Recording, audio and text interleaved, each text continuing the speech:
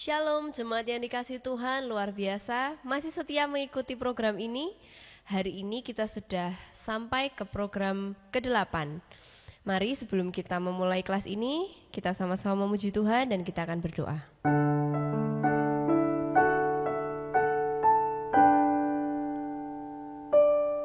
Hanya kepadamu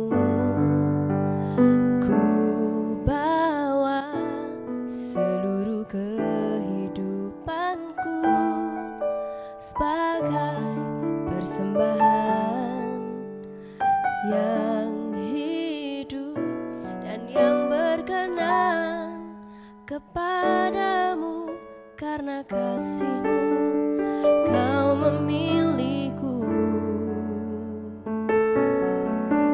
Kini ku datang kepadamu, penuhi panggilan-Mu. Ini aku, bejana-Mu, bentuklah sesuai kehendak-Mu, tu genapi firman-Mu. Oh Yesusku, jadikanku alat yang indah di mata-Mu, bejana yang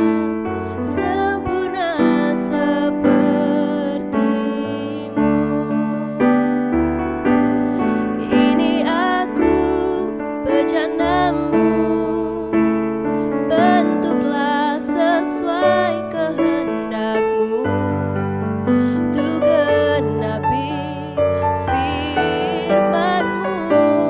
Oh Yesusku, jadikanku alat yang indah di mata-Mu, bejana yang sempurna seperti-Mu,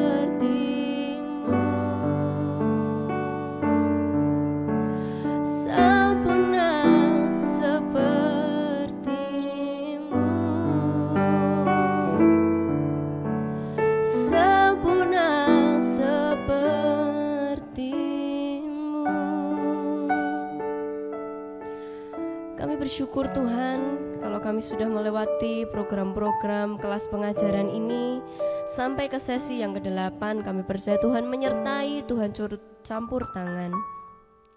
Saat ini kami memulai kelas kami, kiranya Tuhan bekerja, menolong kami, memberkati kami, sehingga kami bisa belajar kebenaran firman Tuhan, dan kami boleh menghidupinya dalam hidup kami, sehingga hidup kami boleh semakin menyenangkan hati Tuhan. Terima kasih Tuhan Yesus. Hanya di dalam nama-Mu kami berdoa dan kami mengucap syukur. Haleluya. Amin.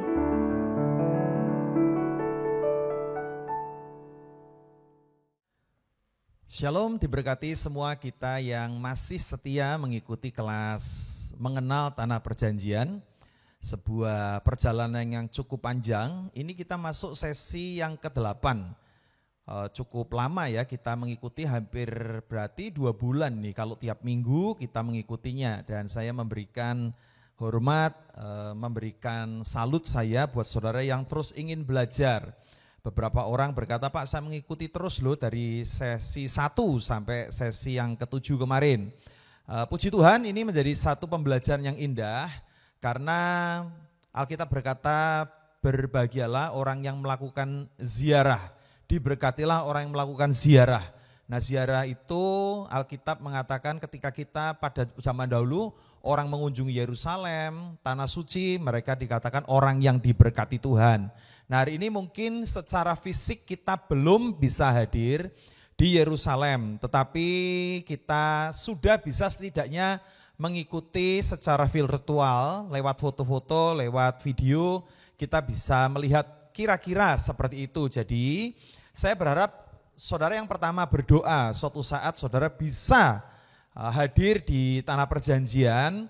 Dan yang kedua, saudara kalau sampai di sana setidaknya saudara sudah punya gambaran. Jadi tidak betul-betul blank. Nggak ngerti ini mau kemana, ini mau kemana, ini mau kemana. Jadi saudara sudah mengerti kalau diajak ke sini, oh ada nilai seperti ini, oh di tempat ini ada peristiwa seperti ini. Memang yang saya sampaikan tidak semuanya komplit.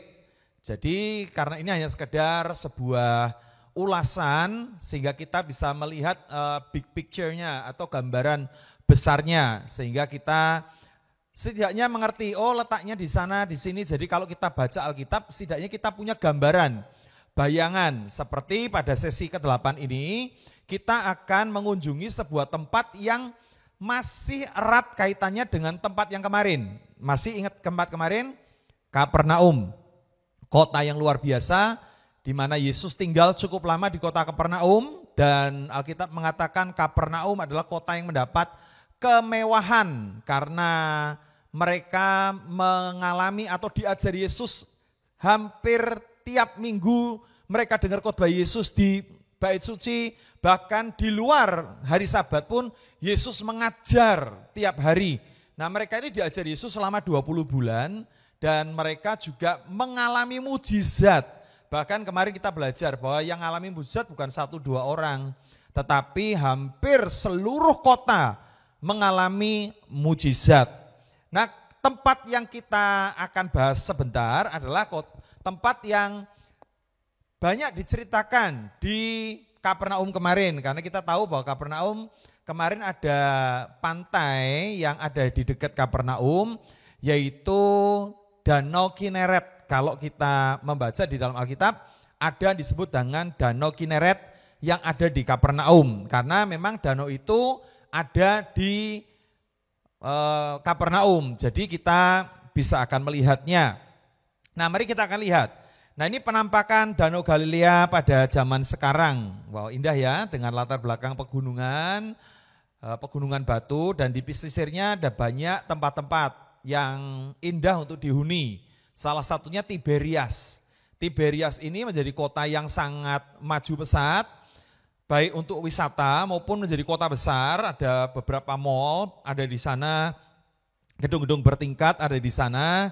Letaknya persis di pinggir pantai. Nah, kalau kita berlayar, kita akan mengunjungi banyak lokasi-lokasi yang masih sepi. Nah, yang paling ramai memang ada di Tiberias, saudara. Jadi, kalau ke Israel biasanya kita akan dibawa menuju ke atau berlayar dengan kapal yang saya tunjukkan kepada saudara. Itu kapalnya cukup besar ya, bisa menampung sekitar 30 sampai 40-an orang. Ya 50 orang bisa lah, itu kapalnya cukup besar. Dan biasanya kita akan bersukacita di sana, beribadah, karena di tempat ini ada banyak peristiwa yang terjadi, mujizat-mujizat yang terjadi. Nah, saya bersyukur tahun lalu saya tidak hanya sekedar mengunjungi tempat Tiberias ini, ada kesempatan bahkan saya bisa menginap 2 malam ada di Tiberias, sebuah tempat yang indah. Dan hotel saya dapat kamar yang lantai yang tinggi dan menghadap ke pantai. Jadi ini sebuah berkat Tuhan buat kami sekeluarga untuk bisa melihat, saya dengan istri untuk bisa melihat pemandangan yang indah selama 2 hari di balkon. Nah, mari kita akan lihat sekilas tentang suasana di balkon tempat saya menginap. Baik, mari kita akan saksikan sama-sama. Shalom. Di belakang saya adalah sebuah danau yang sangat terkenal di dalam Alkitab. Namanya Danau Tiberias. Walaupun ada banyak nama satu danau ini di dalam Alkitab. Salah satunya adalah Genesaret, Kineret. Adalah danau yang sama, sangat luas. Di tempat itu ada banyak sekali Yesus melakukan mujizat. Termasuk berjalan di atas air, mengeluarkan murid-murid dari badai, dan mengizinkan Petrus berjalan di atas air. Ada banyak sekali mujizat yang dilakukan di atas danau tersebut. Saudara, kiranya hari ini kita juga akan mengalami kehidupan kita seperti Danau Tiberias. Hidupmu adalah penuh dengan mujizat. Hidupmu akan penuh dengan banyak hal yang Tuhan kerjakan. Sediakan Yesus untuk melawat kehidupan kita. Oke, kita sudah melihat itu, dan indah kan, di belakang kita sudah ada sebuah pemandangan yang begitu menakjubkan. Ini di Tiberias. tempat kami menginap selama beberapa hari untuk mengunjungi wilayah-wilayah yang berdekatan. Jadi seperti Kapernaum ini dekat sekali dengan Tiberias, saudara. Jadi kita bisa mengunjungi ke berbagai tempat di wilayah itu. Nah, sebelum kita melihat gambaran secara khusus tentang Danau Galilea yang akan kita pelajari, mari kita akan lihat gambaran besarnya tentang Danau Galilea ini. Baik, ini sekedar pengetahuan buat kita. Danau Galilea atau disebut Laut Galilea. Jadi kalau saudara baca di peta, saudara akan menemukan tulisannya Sea of Galilee atau Laut Galilea. Jadi mau menyebutnya danau boleh, mau menyebutkan laut juga boleh. Nah, ini adalah danau air tawar. Dan dari mana sumber air yang begitu melimpah ini? Itu adalah didatangkan atau dialirkan dari Gunung Hermon, saudara. Nah, dari Gunung Hermon itu gunung yang banyak menyimpan air dan mengalir mata airnya menuju ke ditampung di Galilea. Dan di Danau Galilea ini disebarkan ke berbagai sungai-sungai yang lain. Nah, nanti masih akan ada turun ke daerah bawah di mana akan berakhir di Laut Mati. Saudara, Danau Galilea ini menjadi danau yang terendah kedua di dunia. Karena kurang lebih letaknya 120-an meter di atas dasar laut. Jadi di atas dasar laut ini masih di dasar lagi sekitar 120-an meter. Saudara. Jadi sangat rendah, itu masih bisa dialirkan lagi ke tempat yang lebih rendah, yaitu di Laut Mati yang letaknya kurang lebih sekitar 600-an meter di bawah permukaan laut. Anda bayangkan, jadi ini tempat yang terendah di dunia yang tidak bisa dialirkan kemanapun. Minggu depan ya, kita akan ke Laut Mati, di mana menjadi danau kedua danau yang pertama yang menjadi peringkat di mana danau ini paling terendah di seluruh dunia. Nah, yang kedua adalah Danau Galilea. Ini tempatnya di bawah permukaan air, lalu di bawah dasar laut itu sekitar 120 meter. Jadi kalau ada laut, kedalamannya itu masih di bawahnya lagi. Jadi ini memang letaknya sangat-sangat rendah, saudara. Nah, saudara, ini adalah sekali lagi airnya dialirkan dari Gunung Hermon. Nanti mungkin setelah dari Laut Mati kita akan ke Gunung Hermon, di mana itu menjadi sumber mata air dari Danau Galilea yang melimpah dengan air ini, saudara. Nah, panjang Danau Galilea adalah 21 km, lebarnya 12 km. Jadi ini cukup besar. Jadi kita berkata ya ini kalau kita sebut ini adalah sebuah laut ya pantas karena memang sangat luas. Nah, saudara, nama Yahudi dari danau ini yang kita baca kemarin di dalam Perjanjian Baru, di dalam kisah tentang Kapernaum adalah tempat ini disebut dengan Danau Kineret. Nah, saudara nanti baca ayat-ayatnya di Bilangan 34 ayat 11, Ulangan 3 ayat 17, dan pasal 13 ayat 27 masih di kitab Ulangan, dan lain sebagainya, termasuk di Perjanjian Baru masih dipakai istilah Danau Kineret. Nah, arti dari Kineret ini dari kata kinor yang artinya kecapi. Jadi kalau kita lihat dari foto udara, maka bentuk Danau Galilea ini seperti kecapi. Kinor itu kecapi dan akhirnya mereka menyebutnya menjadi Danau Kecapi atau Kineret. Saudara, nah di dalam Alkitab juga disebut dengan Danau Genesaret. Ini danau yang sama. Nah, lebih terkenal disebut dengan Laut Tiberias atau Danau Tiberias. Ini nama-nama yang banyak tapi ya tempatnya itu aja, saudara ya. Jadi tempat itu cuma punya banyak nama.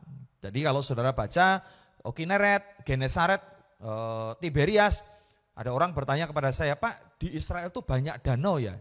Kok banyak Alkitab kok banyak nulis tentang Danau Kineret, Genesaret, Danau Tiberias, Danau Galilea? Saya ngomong itu satu ya, jadi saudara mesti pahami bahwa hanya ada satu danau yang disebut itu adalah danau yang sama, baik Danau Kineret, Genesaret, Danau Galilea atau Danau Tiberias itu sama saja. Jadi ya letaknya itu, saudara. Jadi itu yang menjadi sebuah pemahaman kita, saudara. Nah, kalau saudara ke sana biasanya kita tur dulu ya, sebelum kita nanti masuk nilai-nilai Alkitab. Yuk kita tur dulu, saudara. Jadi supaya saudara punya gambaran. Nanti sebelum saudara berlayar atau saudara ada jadwal pasti akan diajak berlayar mengarungi Danau Galilea, saudara pasti akan diajak makan siang dulu. Jadi saudara akan makan dan dibawa ke sebuah restoran yang banyak juga di sekitar Danau Galilea ini. Nah, menu utamanya adalah kita makan ikan petrus, saudara. Nah, kita akan diomong, yuk kita makan ikan petrus. Wah, kita bingung nih. Seperti apa ini ikan petrus? Karena itu menu wajib.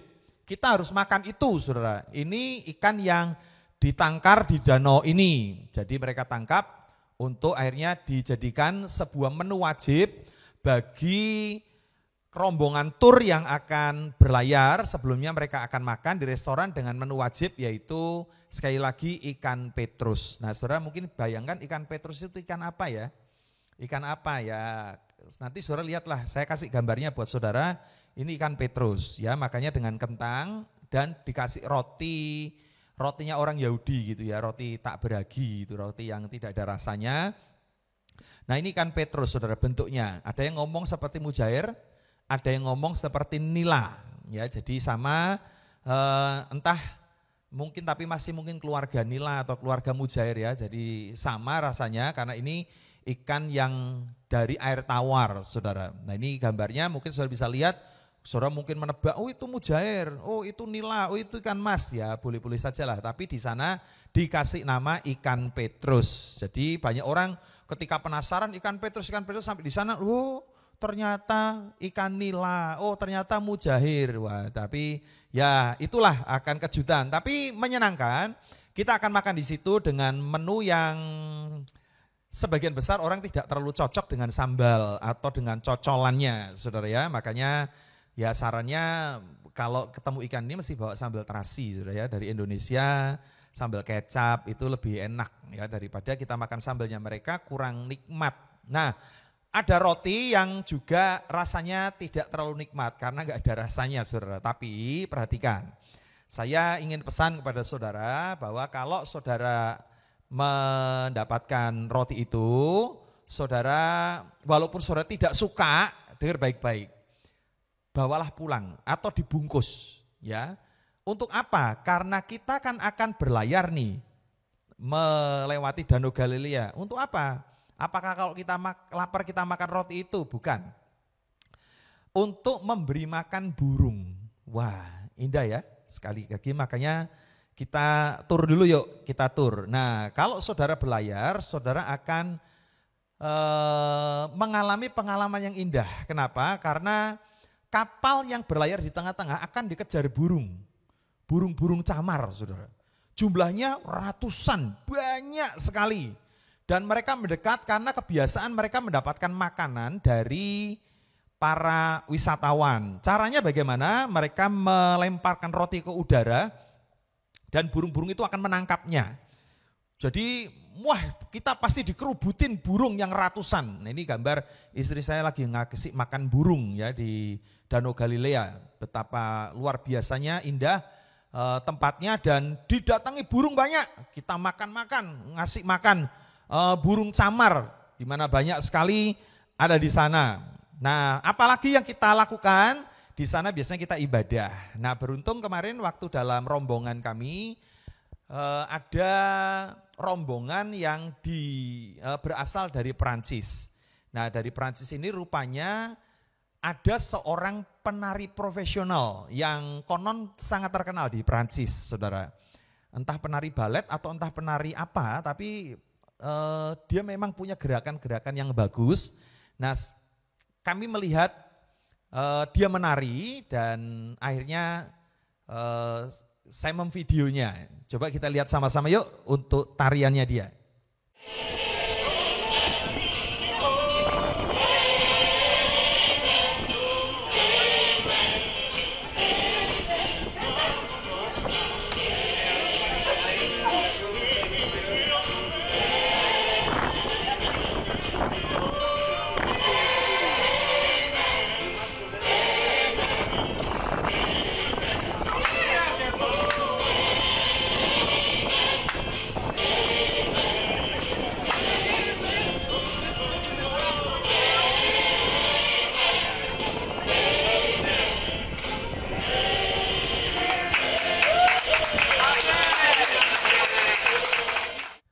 Oke, menarik ya, kita melihat tariannya sehingga saya jadi kepingin menari begitu ya. Saya enggak pernah suka menari, tapi akhirnya saya ngomong gini, ayo ajarin kami dong, ajarin kita untuk menari bersama-sama. Saya ngomong dengan dia ya.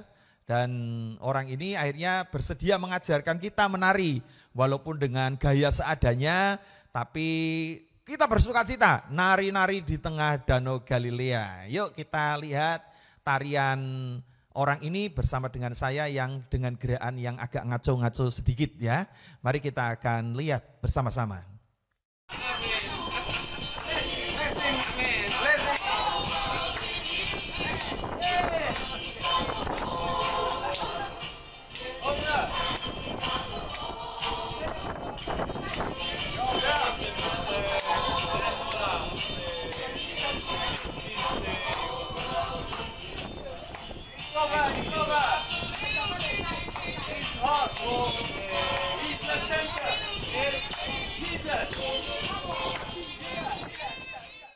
Oke,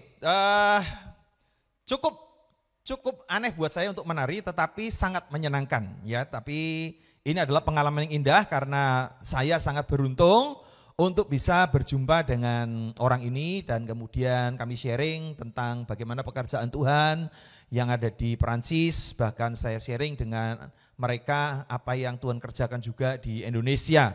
Saudara, ini yang indah untuk kita bisa mengerti tentang Danau Galilea. Jadi, pastikan kita berlayar untuk menerima sesuatu pengalaman-pengalaman yang indah. Yaitu kita berlayar di tempat dulu para murid bekerja. Mereka kan disebut para penangkap ikan. Jadi mereka ya ini kerjanya ya di sini, Saudara. Nangkap ikannya di sini ketika mereka menghadapi badai, mereka menghadapi banyak masalah, bahkan termasuk Petrus berjalan di atas air, itu terjadi di Danau Galilea ini. Indah ya, sebuah pengalaman yang luar biasa, yang ya tidak bisa kita lupakan. Sekali lagi, saya 2 minggu yang lalu berdoa digerakkan Tuhan supaya saudara bisa suatu hari nanti akan tiba di sana. Kiranya Tuhan mendengar doa saya dan mengabulkannya.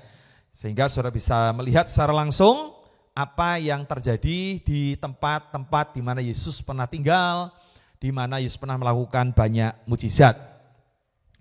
Baik, saudara, mari kita akan lihat tentang cukup untuk wisatanya, cukup untuk jalan-jalannya. Mari kita akan lihat peristiwa yang terjadi di Danau Galilea ini. Kenapa saya tertarik untuk membahas?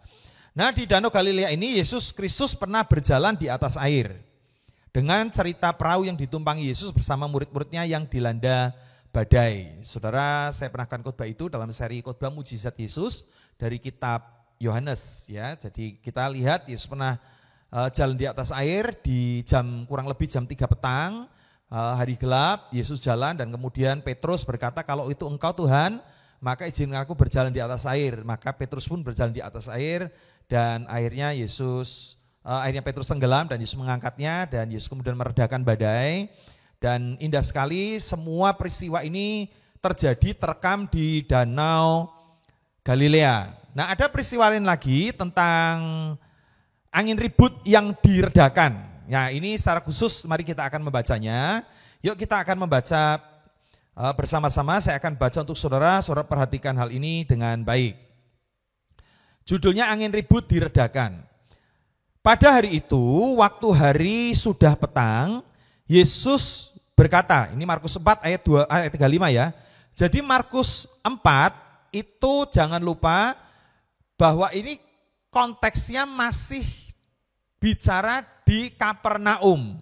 Ya, jadi kalau Yesus berjalan mengajar, Yesus mengajar di Kapernaum. Dan ketika Yesus mengajak bertolak ke seberang, berarti dia perjalanannya startnya dari Kapernaum, yaitu Danau Kineret atau pesisir Kineret. Nah, perhatikan ayat yang ke-35 Markus pasal 4. Pada hari itu waktu hari sudah petang, Yesus berkata kepada mereka. Kenapa petang? Karena sepanjang hari Yesus ngajar. Sekali lagi, Kapernaum adalah kota yang mengalami kemewahan dari Tuhan karena mendapatkan pengajaran Yesus setiap hari. Bahkan Yesus pernah ngajar dari pagi sampai petang, saudara. Kalau saudara baca dalam Markus pasal 4, ada perumpamaan tentang biji sesawi, ada perumpamaan apa, Yesus ngajar terus. Ngajar dari pagi sampai petang. Waduh, luar biasa ya. Bagaimana Yesus mengajar dan murid-muridnya mendengarkan, orang Kapernaum mendengar pengajaran Yesus langsung.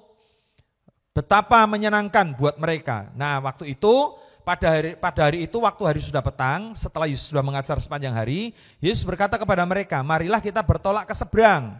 Maka Yesus ingin menghindari banyak kerumunan. Ayat 4:36, mereka meninggalkan orang banyak itu. Nah, orang banyak itu siapa? Penduduk Kapernaum. Ingat ya, pelajaran minggu lalu. Kemudian mereka bertolak, meninggalkan orang banyak itu, lalu bertolak dan membawa Yesus beserta dengan mereka dalam perahu di mana Yesus telah duduk. Dan perhatikan, perahu-perahu lain juga menyertai dia. Rupanya banyak orang Kapernaum ini masih belum puas dengar pengajaran Yesus. Jadi ketika Yesus menyeberang naik perahu, menghindar, ternyata masih dikuntit juga, ternyata masih diikuti juga, masih dikejar juga Yesus oleh orang-orang Kapernaum dengan kapal-kapal yang lain. Perhatikan ya, makanya orang Kapernaum ini orang yang banyak sekali dengar firman Tuhan. Makanya ketika kita tahu bahwa mereka dikutuk Tuhan pada akhirnya karena ketidakpercayaan, ya kita jadi maklum ya. Kenapa? Karena mereka ini pernah mendapatkan kemewahan Tuhan Yesus dengan melihat banyak mujizat, dengan pengajaran Yesus masih saja menjadi orang yang tidak percaya. Saudara, ini menjadi sebuah pelajaran penting buat kita. Nah, perhatikan ayat 37. Lalu mengamulah taufan yang sangat dahsyat dan ombak menyembur masuk ke dalam perahu sehingga perahu itu mulai penuh dengan air. Pada waktu itu Yesus sedang tidur di buritan di sebuah tilam. Maka murid-muridnya membangunkan dia dan berkata kepadanya. Perhatikan nih, ketika murid-muridnya, siapa murid-muridnya? Penduduk Kapernaum, Petrus, Andreas, Yakobus, penduduk Kapernaum. Mereka membangunkan Yesus dan berkata kepadanya. Perhatikan ketika dia bangunkan Yesus, apa kata mereka? Guru, engkau tidak peduli kalau kita binasa? Wah, saudara, ini kalimat yang sangat-sangat tidak pantas untuk diucapkan kepada Yesus. Guru, engkau gak peduli kalau kita binasa. Mereka menganggap bahwa Yesus gak peduli, tidur. Kesan yang kedua dari kalimat ini adalah mereka tahu ujung dari badai ini, yaitu mereka akan binasa. Saudara tahu badainya mungkin saya bisa menafsirkan besar sekali. Kenapa? Karena badai itu buat para murid bukan hal yang menakutkan. Kenapa? Karena mereka ini kan nelayan. Mereka seumur hidup itu berlayar. Menghadapi badai di danau, di laut itu bukan hal yang baru buat mereka. Mereka ini berlayar kena badai itu ya sering lah mungkin. Tapi ketika hari itu dia bersama dengan Yesus dan kena badai, reaksinya Yesus, engkau gak peduli kalau kita binasa? Sepertinya mereka ini apakah sedang mengejek Yesus atau sedang putus asa karena badainya terlalu besar. Tapi intinya adalah kalimat itu sebenarnya kalimat menunjukkan ketidakdewasaan mereka. Menunjukkan ketidakpercayaan mereka. Maka ayat 39, yuk kita lihat. Ia pun bangun menghardik angin itu dan berkata kepada danau itu, diam, tenanglah. Lalu angin itu reda dan danau itu menjadi teduh sekali. Yesus buat mujizat. Lalu ia berkata kepada mereka, perhatikan nih kata Yesus, mengapa kamu begitu takut? Ya, pertanyaannya kedua, mengapa kamu tidak percaya? Di sini kalau saya tadi ngomong, penduduk Kapernaum, penduduk yang tidak percaya, walaupun melihat mujizat, disinilah buktinya bahwa Yesus berkata, mengapa kamu tidak percaya? Mereka menjadi sangat takut dan berkata seorang kepada yang lain. Perhatikan nih komentar mereka. Siapakah gerangan orang ini? Sehingga angin dan danau pun taat kepadanya. Saudara, mereka menjadi orang yang ternyata masih ragu-ragu, saudara. Banyak mujizat, perempuan 12 tahun pendarahan, menjamah ujung jubah Yesus saja sembuh. Mereka melihat orang mati, anak Yairus kepala rumah ibadat mati dibangkitkan. Mereka melihat orang lumpuh yang diturunkan dari atap di depan Yesus disembuhkan. Mereka melihat orang kerasukan setan diusir sama Yesus. Mereka melihat orang sakit disembuhkan Tuhan banyak sekali. Tapi mereka masih saja ragu. Perhatikan pertanyaan mereka, siapakah gerangan orang ini sehingga angin dan danau pun taat kepadanya. Saudara, kalau nalarnya jangankan angin danau, angin badai saudara. Kematian pun diperintahkan oleh Tuhan. Orang mati pun dibangkitkan sama Tuhan. Nah, disinilah kita bisa melihat bahwa ternyata mereka ini adalah orang-orang yang tetap masih ragu-ragu. Maka mari kita akan lihat. Dari ayat-ayat ini kita menemukan sebuah pelajaran atau sebuah hal yang perlu kita amati. Yaitu di ayat yang ke-40 ketika Yesus berkata, "Mengapa kamu begitu takut? Mengapa kamu tidak percaya?" Saudara, Yesus memberikan teguran yang keras kepada murid-muridnya dalam kalimat-kalimat ini. Saudara, sekali lagi saya ingin sampaikan, murid-murid dan penduduk Kapernaum yang mengikuti kapalnya Yesus, mereka ini kan orang yang sudah melihat mujizat banyak sekali. Mereka melihat bahkan orang mati pun dibangkitkan. Apa sih yang lebih besar daripada mujizat orang mati dan bangkit? Gak ada, saudara. Orang sakit bisa disembuhkan. Orang badai bisa reda. Penyakit apapun bisa sembuh. Tapi orang yang sudah mati, ini sudah selesai, finish. Tapi bagi Yesus, orang mati pun bisa dibangkitkan. Maka di sini kita melihat murid-murid dan penduduk Kapernaum sudah begitu melihat banyak mujizat. Nah, sekarang perhatikan, yang membuat mujizat, sang pembuat mujizat itu ada di kapal mereka. Perhatikan ya. Kenapa mereka masih takut? Mereka ini ada bersama dengan sang pembuat mujizat. Mujizat orang mati dibangkitkan pun bisa. Sekarang mereka si pembuat mujizat itu ada di kapal mereka. Dan mereka masih takut dengan badai. Mereka berkata, Yesus emangnya kamu gak peduli kalau kita binasa? Memangnya mereka akan binasa dengan badai. Mereka berkali-kali ngadepin badai dan gak pernah binasa tuh. Mereka selalu punya cara untuk keluar dari badai. Kenapa begitu ada Yesus kok sepertinya kok manja banget? Kok sepertinya jadi kekanak-kanaan begitu? Di mana iman mereka? Di mana kemampuan mereka? Bukankah mereka nelayan yang biasa menghadapi badai? Kenapa justru ada Yesus? Mereka berkata, Yesus emangnya engkau gak peduli kalau kita binasa? Saudara, di sini kita melihat ya, ada sesuatu pelajaran penting bagi kita. Untuk kita bisa melihat, kenapa orang-orang yang disebut Yesus orang yang tidak percaya? Karena yang membuat mujizat itu ada di kapal mereka, saudara. Jadi mereka tahu pasti bahwa kapal itu gak akan tenggelam. Mereka gak akan binasa karena badai. Bagaimanapun caranya Yesus pasti akan buat mujizat. Saudara, ini yang harus kita pahami tentang apa yang murid-murid alami. Jadi saya berharap kita menjadi orang yang harus mengerti dan menyadari tentang bagaimana Tuhan berkarya, tentang banyak mujizat dalam hidup kita. Nah, sebagai penutupnya saya akan menyampaikan tentang konklusi atau nilai-nilai secara rohani. Nilai rohani di Danau Galilea, apa yang kita dapatkan? Yang pertama, Tuhan sanggup menyelesaikan semua masalah di bumi. Perhatikan, yang sakit demam, yang sakit lumpuh, yang mati, laut, angin, badai, danau yang bergelora, Tuhan sanggup meredakannya.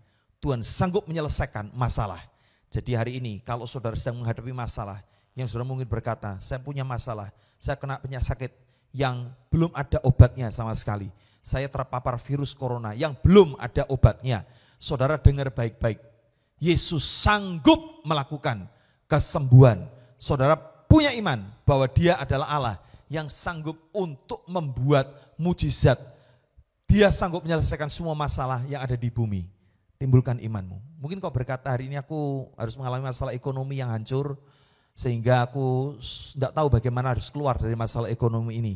Saudara dengar baik-baik, Yesus sanggup menyelesaikan masalah kesehatanmu, keuanganmu, keluargamu, rumah tanggamu. Dia sanggup menyelesaikan semua masalah yang ada di atas muka bumi. Yang kedua, Tuhan peduli terhadap segala kesulitan hidup kita. Tuduhan murid-muridnya, Yesus, memangnya kau enggak peduli ketika kita binasa? Itu adalah tuduhan yang sangat-sangat keliru. Karena Yesus sangat peduli. Buktinya, dia menyembuhkan banyak orang, dia mengasihi, dia tidur bukan berarti dia enggak peduli. Tapi dia punya cara yang lain untuk bisa tetap menyelamatkan para murid-muridnya. Nah saudara, Tuhan peduli terhadap segala kesulitan hidup kita. Ada orang-orang yang mungkin ketika kita kesulitan, kita berharap orang itu sanggup menolong kita. Karena apa? Karena dia mampu, tapi ternyata dia enggak peduli. Sehingga dia mengizinkan kita, ya sudahlah terserah kamu mau ngapa-ngapain, terserah ya, dan sehingga kita tahu bahwa kita seperti orang yang sendirian di atas muka bumi. Ya, sehingga kita menjadi orang yang merasa terkucil, kita merasa kecil dan tidak mampu dalam menghadapi semuanya. Perhatikan, Tuhan adalah Allah yang peduli dengan kehidupan kita. Yang ketiga, mujizat. Nah, ini yang saya sampaikan kemarin juga. Mujizat itu tidak membuat orang bertumbuh dalam iman. Lihat, mereka ini lihat mujizat setiap hari selama 20 bulan. Tapi ternyata tidak memberikan bukti bahwa orang melihat mujizat dan mengalami mujizat imannya tumbuh. Hari ini banyak orang Kristen hidupnya ngejar mujizat. Bahkan kalau ada pendeta yang bisa buat mujizat, waduh dikejar ke sana kemari. Saudara, untuk apa? Untuk apa? Itu hanya orang untuk memuaskan hati, pikiran, dan telinganya sendiri. Kenapa? Karena orang yang lihat mujizat dan mengalami mujizat pun ternyata bukan syarat imannya bisa tumbuh. Buktinya orang Kapernaum lihat mujizat, mereka tetap gak punya iman kepada Tuhan. Mereka masih meragukan Tuhan. Jadi sekali lagi bukan mujizat yang membuat iman kita bertumbuh, tapi kesetiaan, tapi keteguhan, tapi penyerahan diri kita kepada Tuhan, itulah yang akan membuat iman kita tumbuh. Yang terakhir, yang keempat, iman tidak boleh setengah-setengah. Danau Galilea mengajarkan iman tidak boleh setengah-setengah. Apa yang kita dapatkan dari pelajaran ini? Dari siapa? Dari Petrus. Petrus ketika dia melihat Yesus, dia berkata, Yesus kalau itu engkau, izinkan aku berjalan di atas air sepertimu. Maka Yesus berkata, mari, turunlah. Dan Petrus melangkahkan kaki keluar dari perahu, dan kemudian Petrus bisa berjalan di atas air. Tapi kemudian di tengah jalan, dia merasakan hembusan angin di kaki, di mukanya, di badannya, dan dia mulai mengalihkan pandangannya dari Yesus kepada ombak itu. Yang terjadi akhirnya Petrus tenggelam. Artinya apa? Kalau mau beriman, jangan setengah-setengah. Kalau mau beriman, ya harus totalitas. Harus total beriman kepada Yesus, maka hidup kita akan mengalami mujizat. Petrus berjalan di atas air di tengah badai yang mengamuk. Artinya, tetaplah punya iman walaupun di tengah badai. Jadi kalau punya iman, jangan setengah-setengah. Lihat badai, lihat sekelilingnya, lihat ancaman virus, ancaman penyakit, lihat ancaman keuangan, kita mulai menjadi takut. Saudara, Danau Galilea mengajarkan, saudara kalau mau punya iman kepada Tuhan, tidak boleh setengah-setengah, harus betul-betul totalitas untuk percaya kepada Kristus. 4 hal itu akan menjadi sebuah berkat kita, supaya kita bisa mengalami pertumbuhan iman dan mengalami mujizat. Mari kita akan berdoa. Tuhan Yesus, terima kasih untuk Danau Galilea yang begitu mengajarkan kami untuk percaya kepadamu. Tuhan, ampuni jika selama ini kami tidak punya iman yang penuh. Sekali lagi kami punya iman yang kadang separuh-separuh. Kadang kami beriman, kadang kami takut, kadang kami beriman, kadang kami lemah. Saudara, biarlah hari ini kita boleh membuka hati kita. Tuhan Yesus, mari jamah kami semua, buka hati kita semua, dan saya ingin berdoa untuk kita semua. Tuhan Yesus, kami minta Engkau mengulurkan tangan, menjamah kami dan menumbuhkan iman dalam hati kami. Sehingga iman ini akan mendatangkan mujizat. Dalam nama Yesus Kristus, hamba-Mu berdoa, kiranya Danau Galilea ini akan terus mengajarkan kami tentang hal-hal yang penting dalam iman kami untuk kami ikut Tuhan dan memandang Tuhan senantiasa. Tuhan berkatilah, sekali lagi hamba-Mu berdoa supaya para pendengar di tempat dimanapun kami ada, jika kami pernah ke Israel, kiranya Tuhan memberkati, ada kemungkinan suatu saat nanti akan kembali. Jika ada para pendengar atau kami yang mengikuti program ini masih belum pergi ke Israel, Tuhan, hamba-Mu berdoa dari tempat ini, Tuhan yang akan memberikan kesempatan. Tuhan yang akan memberikan berkat-berkat dan menyediakan apa yang kami perlukan. Kami percaya mujizat Allah pasti akan terjadi, sehingga suatu saat kami akan melihat secara langsung Danau Galilea yang indah ini. Dalam nama Yesus Kristus, kiranya berkat damai sejahtera Tuhan turun melingkupi kami semua. Tuhan Yesus memberkati. Haleluya. Amin. Demikian kelas pengajaran kita hari ini.